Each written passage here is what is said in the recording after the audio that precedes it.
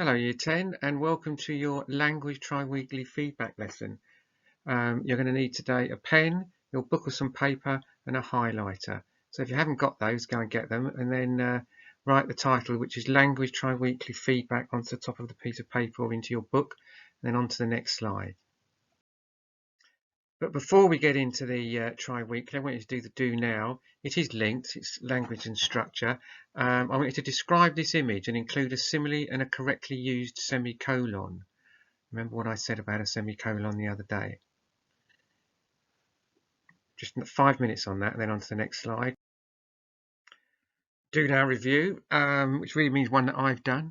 The rocket was an inverted fountain of light as it shot skyward, semicolon. It was too bright to look at. Remember semicolons, two independent clauses, both which could stand alone as sentences that are linked. And I've got my metaphor there. The rocket was an inverted fountain of light. So I don't know what you came up with, but hopefully something better than that, but correctly using a metaphor and a semicolon.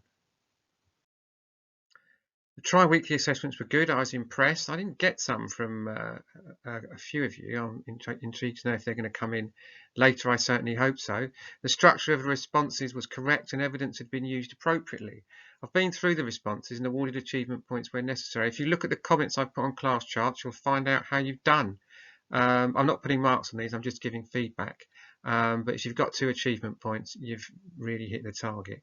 One area for development that almost everyone needs to work on is close word analysis, which is what we're going to do today. So I'm going to model how to write a paragraph with a close word analysis, and then you're going to rewrite 2 of your paragraphs with an improved close word analysis. So here we are. Here's the task that you were asked to do. How does the writer use language and structure to create tension and suspense in this extract? You should use relevant subject and terminology to support your answer. Now, we all know what the first thing we do is before we even get into anything like close word analysis is, and I highlight the command words, I hear you all shout. Right, so how does the writer use language and structure to create tension and suspense? All right, so highlight them. It seems silly, but it will keep your mind focused on what it is that you need to do. And you should obviously use relevant subject terminology. So we'll highlight that as well. Anyway, let's read it now and then do the paragraph. The door starts shaking. It's a flimsy thing made of bamboo shoots held together with tattered lengths of twine. The shake is subtle and stops almost immediately. They lift their heads to listen, a 14-year-old boy and a 50-year-old man, who everyone thinks is his father, but who was born near a different jungle on a different planet hundreds of light years away.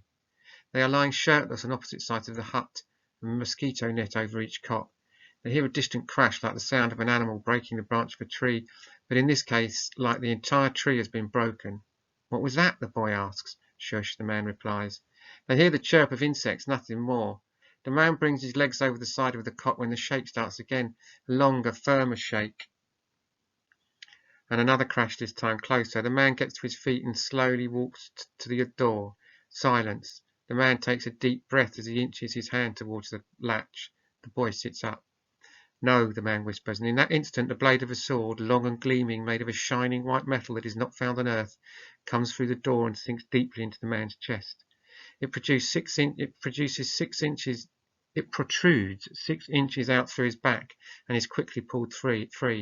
The man grunts, the boy gasps. The man takes a single breath and utters one word, run. He falls lifeless to the floor. The boy leaps from the cot, bursts through the rear wall. He doesn't bother with the door or a window. He literally runs through the wall, which breaks apart as if it's paper, though it's made of strong, hard African mahogany. He tears into the Congo night, leaps over trees, sprints at a speed somewhere around 60 miles per hour. His sight and hearing are beyond human. He dodges trees, rips through snarled vines, leaps small streams with a single step. Heavy footsteps are close behind him, getting closer every second. His pursuers also have gifts, and they have something with them, something he has only heard hints of, something he never believed he would see on Earth. The crashing nears. The boy hears a low, intense roar. He knows whatever is behind him is picking up speed. He sees a break in the jungle up ahead. When he reaches it, he sees a huge ravine, 300 feet across and 300 feet down, with a river at the bottom. The river's bank is covered with huge boulders that would break him apart if he fell on them. His only chance is to get across the ravine. He'll have a short running start and one chance to save his own life. Even for him, or for any of the others on Earth like him, it's a near impossible leap. Going back or going down or trying to fight them means certain death. He has one shot. Now, what jumped out at me there was the man takes a breath. Where is that? The man. Oh yes, here we are. Look, the man takes a deep breath as he inches towards the latch.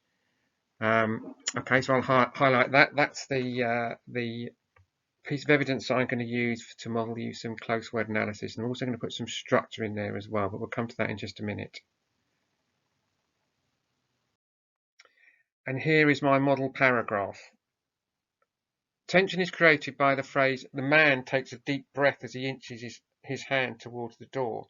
The words deep breath suggests that the man is having to summon up all his courage. Inches suggest tension. He is moving slowly, possibly reluctantly. Perhaps he knows what's outside. This creates tension. Structurally, this declarative statement adds to the tension by leaving the reader in no doubt about what is happening. Or really, that should say the last one, in no doubt that something terrifying is happening. Anyway, there's the model paragraph. That's the sort of thing I want you to do. So you've got your evidence, you've got your close word analysis, you've got your subject terminology, and you've got some structure in there also. Those are the ideal type of paragraphs. Now, I want you to rewrite 2 of your paragraphs using the technique I have modeled for you. You can make your paragraph contain both language and structure. You're on your way to smashing your GCSE, because those are the best paragraphs to analyse. You found a quote that you can talk about language and structure with. Thanks, and I'll speak to you tomorrow. Well done, Year 10. Don't forget to look at class charts for achievement points and feedback.